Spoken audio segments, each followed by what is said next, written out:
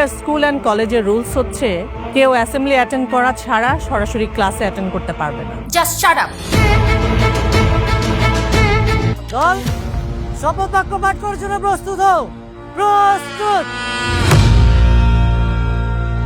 আমি শপথ করতেছি যে মানুষের সেবায় নিজেকে সর্বদা নিয়োজিত রাখিব। মানুষের সেবা সর্বদা নিজেকে নিয়োজিত রাখিব। এত বছর ধরেই ভিক্টোরিয়া স্কুল এবং কলেজের নিয়ম নীতি আদর্শ মর্যাদা সবকিছু আমি অক্ষুণ্ণ রেখেছি।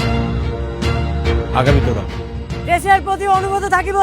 দেশের প্রতি অনুগত থাকিব।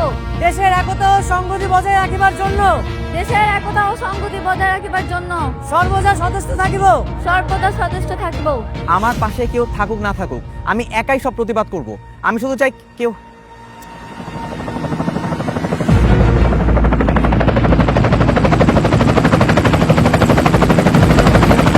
Just a minute.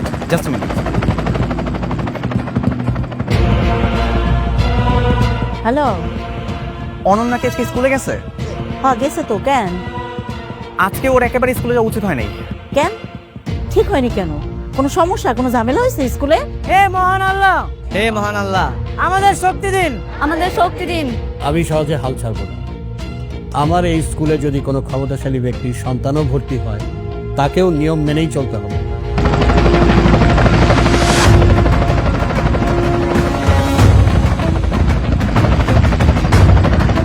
এলাকায় হেলিকপ্টারকে নিয়ে আসবে। ভাই নাসিম মির্জার মেয়ে। কেন? জানি না। আমরা যেন বাংলাদেশের সেবা করিতে পারি এবং বাংলাদেশকে একটি শক্তিশালী এবং বাংলাদেশকে একটি শক্তিশালী ও আদর্শ রাষ্ট্র হিসাবে গড়িয়া তুলতে পারি। রাষ্ট্র হিসেবে গড়িয়া তুলতে পারি। বল, জাতীয় পতাকাকে সম্মান প্রদর্শন করো। এক।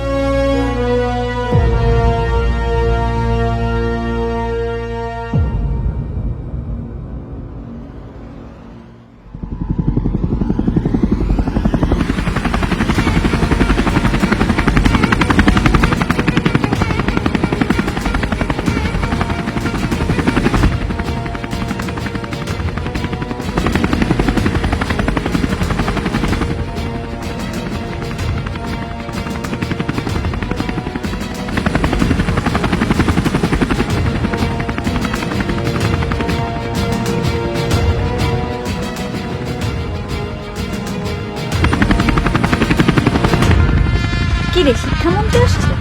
হতে পারে।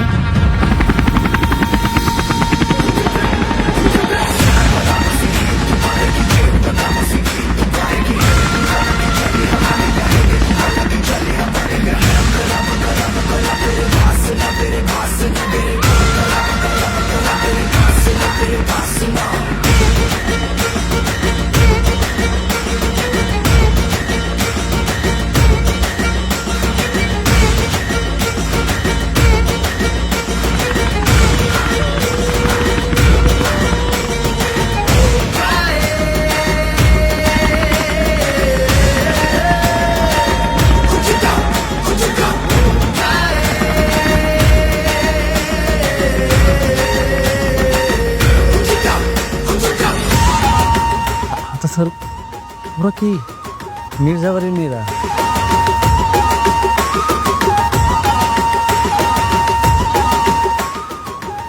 গিয়ে মানে ওরা হেলিকপ্টারে কেন আসে?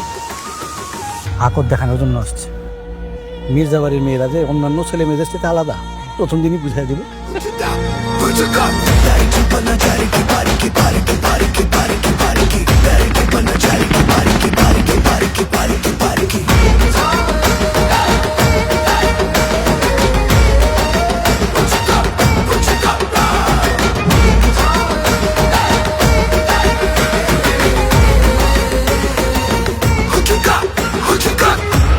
পিক্সেল, আমার ক্লাসরুম কোন দিকে? স্যার, আপুমনির ক্লাসরুমটা কোন দিকে? হ্যাঁ, ওই যে এই দিকটায়। ওয়েট। ভিক্টোরিয়া স্কুল অ্যান্ড কলেজের রুলস হচ্ছে কেউ অ্যাসেম্বলি অ্যাটেন্ড করা ছাড়া সরাসরি ক্লাসে অ্যাটেন্ড করতে পারবে না।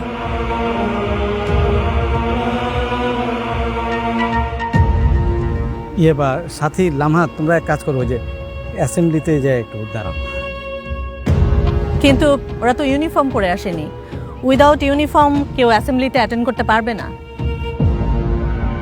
আহা, বুঝতে পারছেন না কেন? প্রথম দিন আসছে, তারপরে থেকে ওরা ইউনিফর্ম পরে আসবে।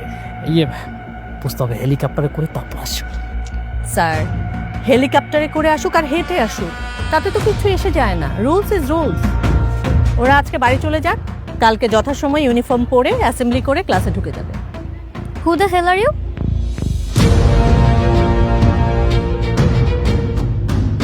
বাড়ি ফিরে যাওয়ার জন্য তো আমি স্কুলে আসিনি।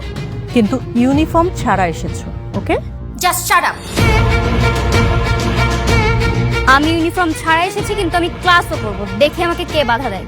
কারো এত বড় সাহস হয়ে যায় না যে আমাকে বাধা দিবে। ইয়েস, ছাগলের রাজ্যে বাঘের হুঙ্কার। আপনারা কেউ জানেন না আমাদের ক্লাসরুম কোন দিকে? জানি তো, ওই যে এই দিকটাতে, এই যে এইদিকে।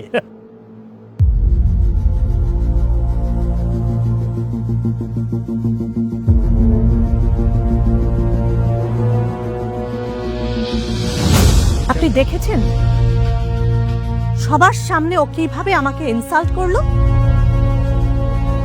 বুঝতে হবে ওরা হেলিকপ্টারে করে আসছে। তাতে সমস্যাটা কি? হেলিকপ্টারে করে আসছে।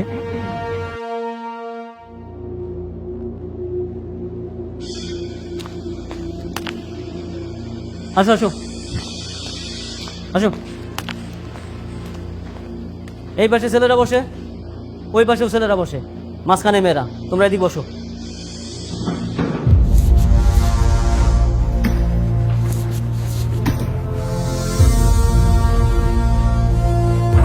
ম্যাম।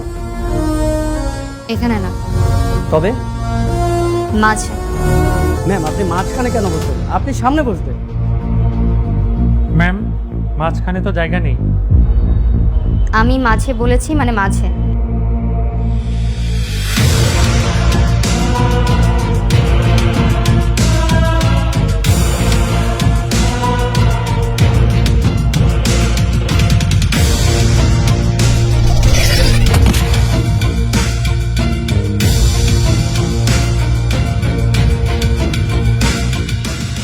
ব্যাগটা ওখানে রাখো। জি ম্যাম।